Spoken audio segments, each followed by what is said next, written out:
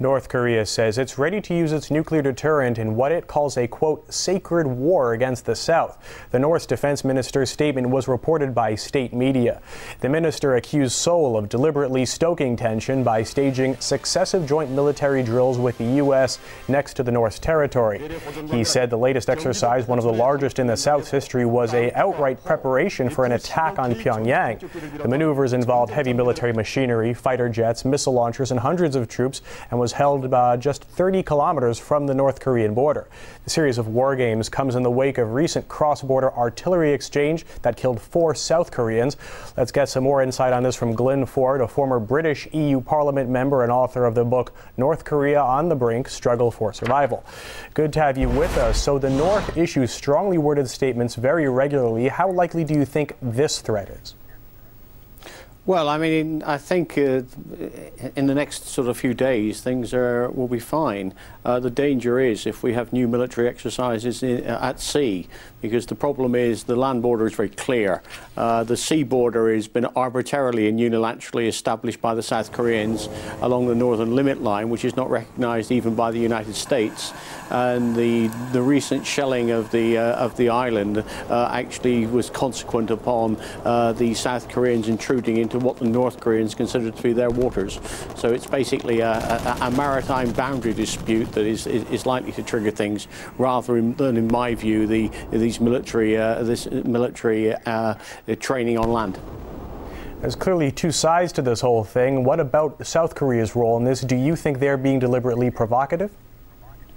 Well, I mean, clearly this is the danger is escalation. What you had is South Korean maneuvers, which in disputed waters, which led to the North Korean response of the artillery shelling of the island. We've now seen massive joint U.S.-South Korean exercises, which clearly are leading to the North Koreans upping their readiness for a future attack or military adventurism. There seems to be a lot of saber rattling right now. Repeated warnings from the North, continued war games in the South. Can this ever be resolved, or do you think things have gone maybe too far? Well, I mean, the danger is that somebody makes a mistake. I mean, what's happening is that both sides are escalating the rhetoric and, if you want, the preparation for military action. I don't think anyone's intending to start, if you want, a full-scale war at this point, but the danger with escalation is it gets out of control, and that's obviously something we need to be concerned about for the future. And a worst-case scenario, if a, quote, sacred war begins, who do you think is going to get involved? Oh, I mean, I think in terms of the land battles, it will clearly be South and North Korea, with the Americans assisting less with troops than with, if you want, naval and Air Force components that will try early on to take out the North Korean nuclear facilities and possibly the North Korean leadership. I suspect that in terms of winning a conventional war, the Americans, the South Koreans, and possibly the Japanese have got 40 times more weapons potential than North Korea. I don't see the Chinese joining in, so it would be an easy military win for the South, but I think maybe in the longer term at enormous cost. The estimate is 1 million people could die in South Korea in a 7-day war. So you know, it's what we call a Pyrrhic victory. It's a victory at enormous cost. It will be a victory at enormous cost.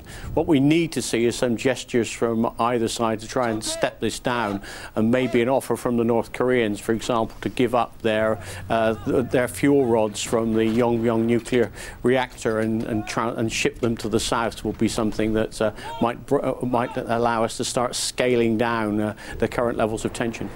And this threat of Korean nuclear war comes just as Russia and the U.S. are finalizing cutting their atomic weapons to historic lows with this New START treaty. Is the nuclear-free world ideal, ebbing further away through this?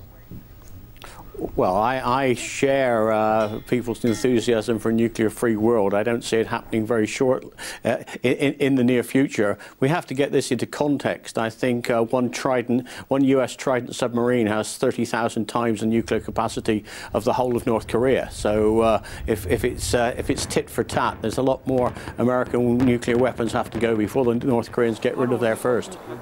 All right, we'll leave it there. Glyn Ford, former British EU Parliament member and author of the book North Korea on the Brink, Struggles for Survival. Thanks for your perspective. Thank you.